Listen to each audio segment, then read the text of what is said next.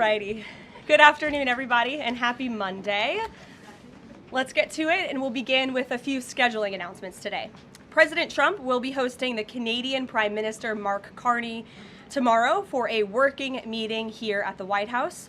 While President Trump continues to negotiate peace deals, meets with world leaders, and celebrates the 250th birthday of our United States Navy, as you saw he and the First Lady do just yesterday, Democrats, unfortunately, are continuing to play political games. And we are now in day 6 of the Democrat federal government shutdown. Millions of American federal workers are under enormous financial stress as a result, wondering how they will pay their bills and take care of their families. If the Democrats do not vote to open the government tonight, federal workers will not receive their next full paycheck. Additionally, the Special Supplemental Nutrition Program for women, infants, and children will run out of federal money very soon. This program provides vouchers to buy infant formula, fresh fruits and vegetables, and other healthy foods for low-income families. It can be easily fully funded if Democrats simply vote tonight to reopen the government.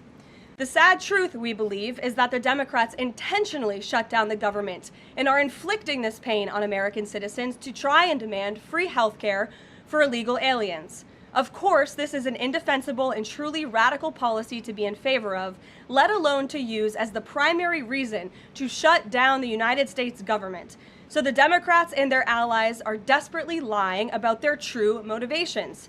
We have to set the record straight with the facts so the American people understand what's really at play here. House Republicans passed a clean and nonpartisan funding bill to keep the government open and ensure our troops and other hardworking Americans are paid. Every single House Democrat except one voted against this clean and nonpartisan funding bill.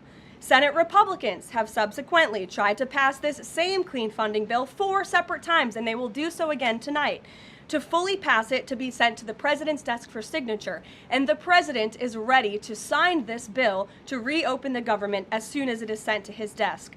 We heard you say that you want people to call their Democratic senators. Is the president calling Democratic senators himself? Can you say what he's doing today to resolve the shutdown? Yep, I was just in the Oval Office. He was on the phone with Speaker Johnson. He's also spoken with the Senate Majority Leader, who are in touch with, of course, moderate Democrats and Democrats across the board, who we understand hopefully want to do the right thing by their constituents to reopen the government. So the president is being kept very well apprised of the ongoing shutdown on Capitol Hill. And of course, his position is very clear. There's nothing to negotiate, just reopen the government, and then we can talk about all the important issues facing our country. What is President Trump's expectations for talks today and I guess this week in Egypt?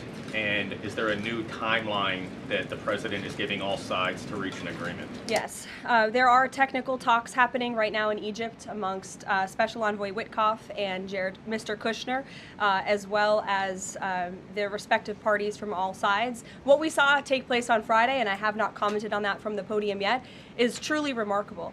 You've seen all sides of this conflict agree that this war needs to end and agree to the 20-point framework that President Trump proposed. It's an incredible achievement, and the administration is working very hard to move the ball forward as quickly as we can. The president wants to see a ceasefire. He wants to see the hostages released, and the technical teams are discussing that as we speak to ensure that the environment is perfect to release those hostages. They're going over the lists of both the Israeli hostages and also the political prisoners who will be released, and those talks are underway, and the president is very much on the ball and is being apprised of this situation. On the layoff of federal workers, potentially, the president said yesterday that Democrats will be to blame if federal workers lose their jobs. Historically, though, in past shutdowns, workers have been furloughed, but they have not been laid off en masse. So wouldn't that be the president's call to lay people off? As I've said repeatedly, Caitlin, this conversation about layoffs would not be happening right now if the Democrats did not vote to shut the government down. And as I also said last briefing as well, we are $37 trillion in debt, and the government is not receiving any cash. So someone has to look at the balance sheet and be good stewards of the American taxpayer dollar. And layoffs are an unfortunate consequence of that. First term, for example. Well, as I'm telling you now, this administration is focusing on checking the balance sheet and ensuring we're doing the right thing by the American taxpayer. And again, these conversations about layoffs would not be happening in the White House today if not for the Democrat shutdown. And they have a choice to change that. They have another opportunity tonight to do the right thing to reopen the government. Joe. Sorry, my second question. A federal judge over the weekend that the president had appointed to the bench in his first term in office basically argued that he could not deploy other states' National Guards to Portland. Basically said that it was untethered, his argument, to what is actually happening on the ground. Which local officials in Portland have said that the National Guard is needed there?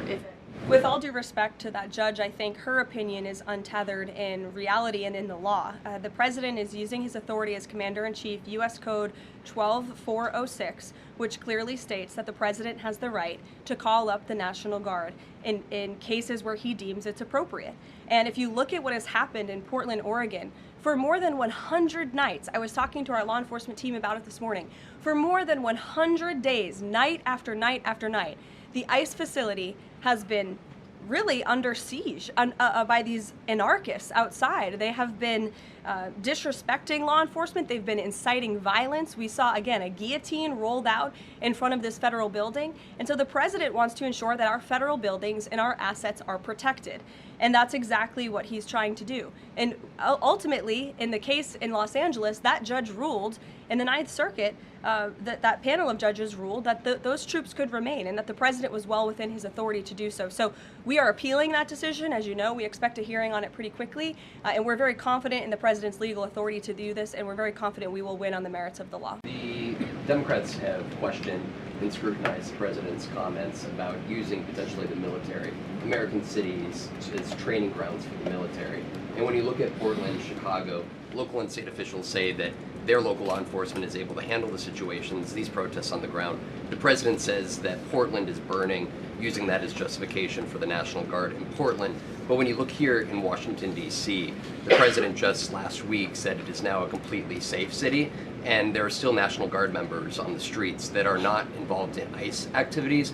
Can you provide the justification for the White House here in Washington, D.C., why the National Guard members continue to be out on the streets? Because Washington, D.C. has invited the National Guard here. Why? Because the mayor is doing the right thing, unlike mayors in other cities like Portland, as Caitlin and others have pointed out, who refuse to see that there are positive results from when local law enforcement works with federal law enforcement to do the right thing on behalf of their citizens. And Washington, D.C. is no doubt a safer city right now, today, than it was a few months ago when President Trump started this initiative to make D.C. safe again. And the National Guard is still here because the president and the mayor agree that it's a good thing for the city. Just like you're seeing in Memphis, for instance. We'll have National Guard deployed to Memphis. We have federal agents who are on the ground working with state and local law enforcement. The state police in Tennessee are part of this effort. The local metropolitan police in Memphis are part of this effort. State and local law enforcement and federal law enforcement should be working together. And it's a shame that we see in some cities across the country that their mayors are just simply refusing to cooperate because they don't like Donald Trump. And that's what this boils down to. And I don't think any American would disagree that Chicago needs more law enforcement reinforcements, that they need more resources. Look at this headline from over the weekend. At least 30 people shot during the weekend in Democrat-run Chicago. 5 of them were killed in one weekend. This is completely unacceptable, and the president wants to make American cities safer, and he's willing to work with anyone to do it. So we're talking about these radical groups in Portland and Chicago. I know the president has spoken about potentially going after George Soros with RICO charges and for funding all of this violence. Has there been any update on that? And also, is the administration looking into the other nonprofits, maybe taking away their 501c3 status for funding this? The financial backing of these groups, particularly Antifa, is certainly something the administration is looking into aggressively. And the federal government has never really been mobilized or tasked with doing that.